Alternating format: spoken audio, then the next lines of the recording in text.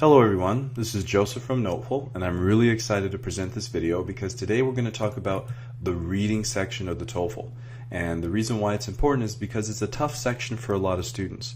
And the way that I want to talk about it is to guide our students who are in our reading programs, specifically with Complete TOEFL Success, to help you understand how you want to study the program to really shoot up your score on this section, which can be a challenge. And in addition, help all the students out there who are looking to improve. So I want to talk about getting you into the right mindset, because a lot of students sometimes don't spend the right energy with strategy, and that's where I find a lot of them struggle because they're not mastering it. And I think you would if you knew this information.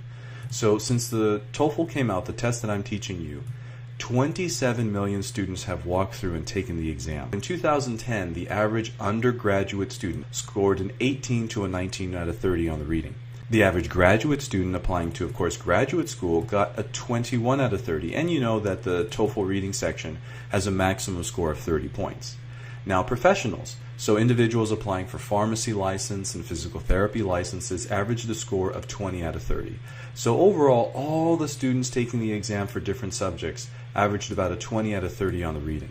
So if you want to stand out, and for those professionals who usually are required to score a 21 at least on the reading section, we need strategy, because our results show that students who study our strategy when they take the exam score 22 to 24 out of 30 once they've mastered, memorized, and consistently apply strategy to their actual exams. And of course, our students go up far more than this, but that depends also on improving your vocabulary and also on improving your reading comprehension, which comes from practice. But strategy alone is going to really push you up, and strategy is what helps you to get 30 out of 30.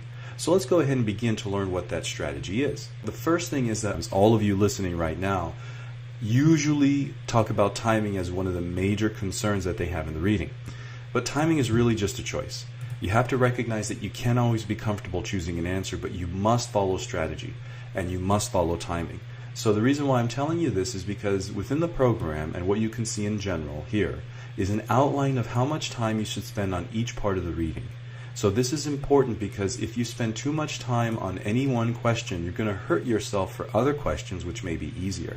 So you want to spend the first minute reading the first sentences of each paragraph along with the title to get a general picture of the reading. They have a visual image here to help you. So if you have a title and a reading with 4 paragraphs, the red lines illustrate which sentences you should be reading.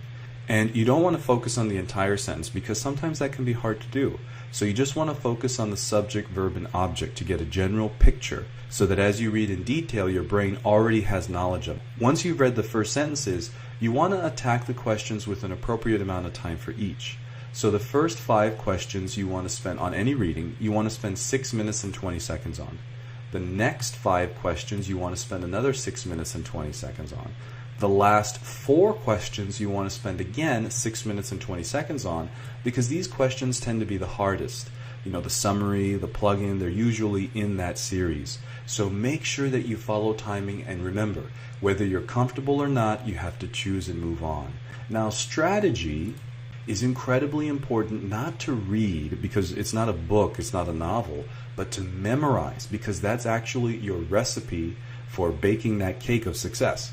And even though it's a little bit of a unique analogy, it's absolutely true. What happens if you forget an ingredient?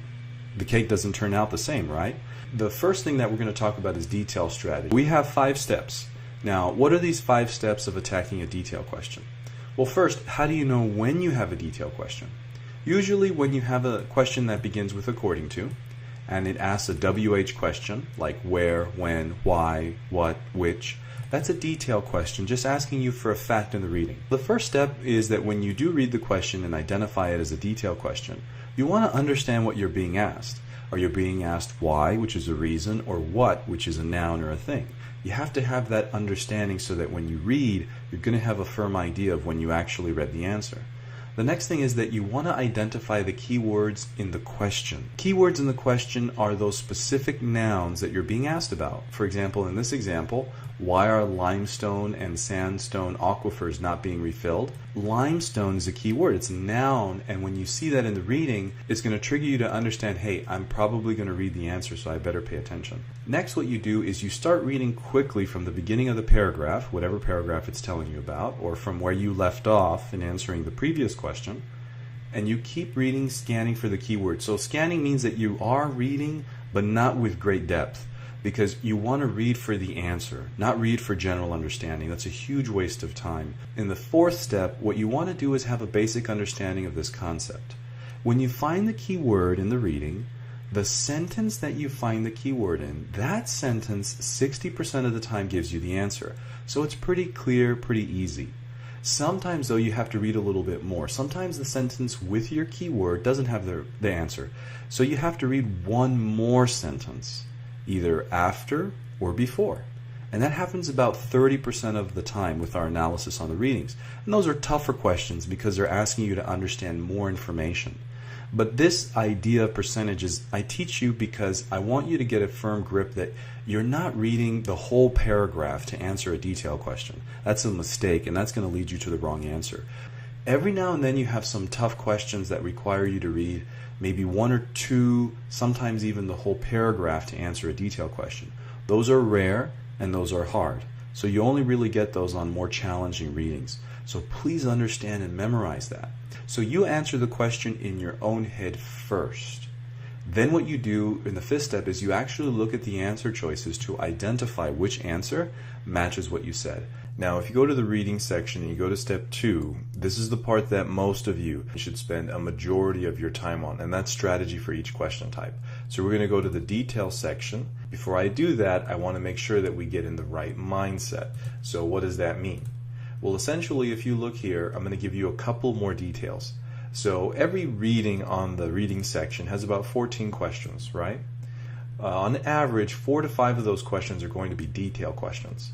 So what does that mean? That's 32% of those questions, or in other words, 32% of your score comes from understanding and mastering this strategy and knowing how to apply it. What does that mean? That means 9 to 10 points on your TOEFL, which is the highest score, you know, is 120. So that's a good percentage, huge percentage, is just knowing this. And that's why I decided to make it the focus of the video. So that means that for those of you who are looking for 21 in your reading for your professional license, or anywhere from 100 plus for graduate school, or anyone else trying to really improve their score overall, this is really an effective and powerful lesson for you guys. So please review this video and master the strategy. In general, for those of you who are in the program, memorize step 2. It's tough, it's big, but you gotta memorize it, because by doing so you will get those 2 to 4 extra points we talked about in the beginning of the video, if not more. And also, don't just memorize it, but apply it. And remember, memorization means I can wake you up in the middle of the night and ask you, hey, what's the strategy for detail? And you just recite those 5 steps we did earlier. So talking about it generally can be a bit confusing, but I had to introduce it to you. So now what we're going to do is we're going to apply it. So this is the first paragraph of the reading from the detail section. And this is the actual first question that we're going to look at, which is detail. The first thing that you want to understand is that you don't read the reading first and then look at the question. Your strategy is to read the question first and then read the reading to answer the question. So the questions appear in the order of the reading. So, you know, question number 1, you'll see towards the beginning of the reading. Question number 2, you'll see a little bit after. So it's ordered well, so it's easy to follow that strategy. It's very effective. We read this question, according to paragraph 1, what material was used to create the colors of the paint for the paintings? You guys don't even know what I'm talking about, but you can still tell me that. What kind of question is this? We have according to, so I'm going to put that in bold, and we have what? A WH question. So we're being asked for a fact in the reading. That makes this a detail question. So what's step 1? We have to read and understand the question we're being asked. What is a material, a thing, an object, a noun? That's what we're looking for. The answer to what? Now, we have to read the question and understand what we're being asked and find our key words, right? So what material was used to create the colors for the paintings? There are many keywords. So it's just the content of the question. And the content of the question deals with creating the colors for the painting. So I'm going to put that in bold, and I'm going to go ahead and put that in red. Those are our keywords. So I begin to read the reading, kind of scan it quickly. As you read, you'll see reds, yellow, and brown, right? Paintings are mostly done in reds, yellow, and brown. So you don't even need to know the context of the reading right now to answer this detail question. I'm going to put that in bold so that we can easily identify that. And again, in red, because those come from the key word. So I'm paying attention, and I remember that this 60% of the time has my answer. Now, as I read this sentence, I don't read what created the colors. I just read that there were colors for these animals. So I keep reading, right? I know that's my next step. Scientists analyzed the substance of the paint and discovered that the colors came from, right? Colors came from, created the colors for the paintings, right? So this is a continuation of what we read earlier. More keywords here. I put them in red, and it is so incredibly clear. Colors came from ochre and other iron oxides that had been ground into a fine powder. So now, armed with that, I look at my answer choices. Now here's where the magic is. Let me explain what I mean by that. A variety of iron oxides. Does that sound good? Ochre and other iron oxides? Well, if I read intelligently and other, that implies that ochre is an iron oxide, or else I wouldn't say and other, right? Timmy and other friends, so Timmy is a friend, right? We've got to use our language knowledge there. So that basically means A sounds pretty good. So I'm going to leave that one alone. B, tubes made from hollow bone. Now here's the magic. If you read that based on our analysis, you're like, of course not, that's a terrible answer.